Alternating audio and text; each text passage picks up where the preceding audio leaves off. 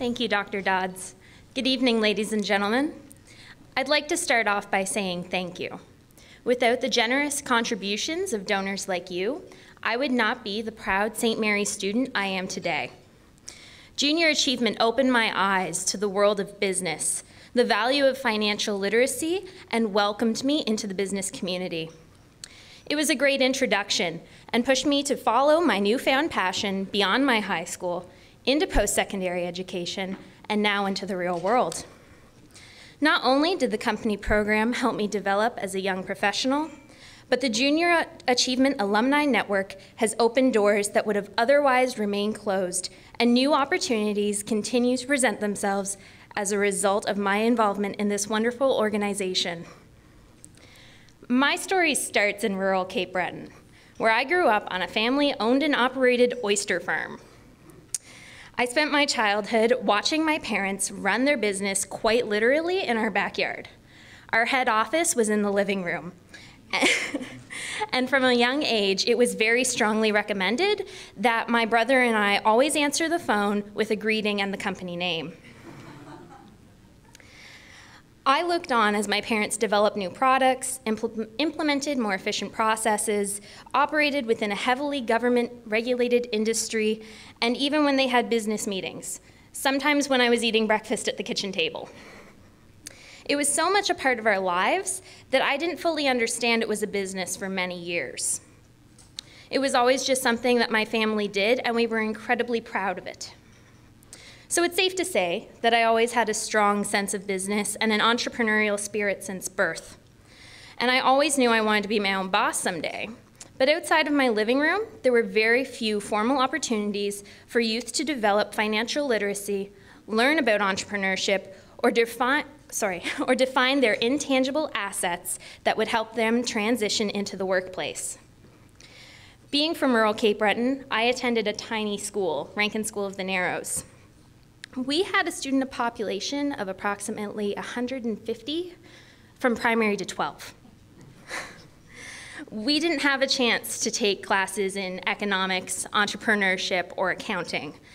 My first chance to learn about the business world came one day in my grade 12 year. A young man strode confidently into my English class, and he stuck out like a sore thumb. Even though he was from Glace Bay, an area of the island known for its particularly distinctive accent, nothing about him proclaimed, "I'm from the Bay, bye." He wasn't wearing plaid or rubber boots and spoke in a clear voice with a strong message that was articulated perfectly. He was there to recruit for a unique extracurricular opportunity known as company program. So of course I jumped in headfirst and gave it my all. Company program taught objectives like the importance of marketing, corporate structure, building customer relationships, and having a consistent product. However, the big lessons I learned were those of corporate ethics, networking, and growth, both as a business and as a person. Company program gives students a safe place to push themselves, get outside of their comfort zone, and provide constructive feedback, and experience valuable life lessons that cannot be taught in a conventional classroom. My own experiences that I've had in JA, like presenting at Pitch It Provincials and attending the Next Generation Leaders Conference held here at St. Mary's in 2013, were unlike any other youth program I have ever participated in before. Even though the lessons of junior achievement are priceless, what I value the most are all the new opportunities that have come as a result of my involvement in this program. I don't know if I'll ever know for sure, but having junior achievement on my resume is probably a big part of the reason why I was awarded the Bob Kelly Commerce Bursary. This bursary is the reason that I can afford to attend post-secondary education. I literally wouldn't be at St. Mary's without the side effects of junior achievement. And for the first time in my life, I finally feel like I'm in the right place at the right time. So now that I'm here, I've had incredible personal success. As a first-year student, I had my own business cards, which everyone thought was crazy. I was an active member of the Commerce Society, and I was eventually hired as a residence assistant. So now I can help to facilitate the success of other students as well. I'm endlessly thankful that I have had the good fortune to have had these experiences, but perhaps the greatest testament to company programs' impact on my life is the fact that I am in the process of starting my own new enterprise in my hometown. Seems appropriate seeing as junior achievement alumni are 50% more likely to own their own business. The Country Harbor Market is to be located in a historic church in a rural community of Cape Breton. It's a beautiful location with lots of day traffic and lots of tourists.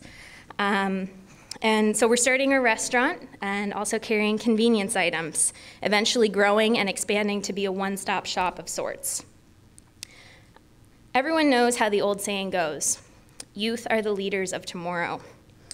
In a world that seemingly revolves around money, it's critical that we support our youth in being able to understand the business world and make smart decisions to prepare them for the future. In preparing for this address, I reviewed the values and mission statements of Junior Achievement of Nova Scotia, and the value that spoke to me the most is the belief in the boundless potential of youth. Junior Achievement helps students to harness this boundless potential and then focus it towards achieving their goals. For every $1 invested in Junior Achievement, it creates $45 in economic prosperity for society. So you aren't just investing in a single student or a single nonprofit organization.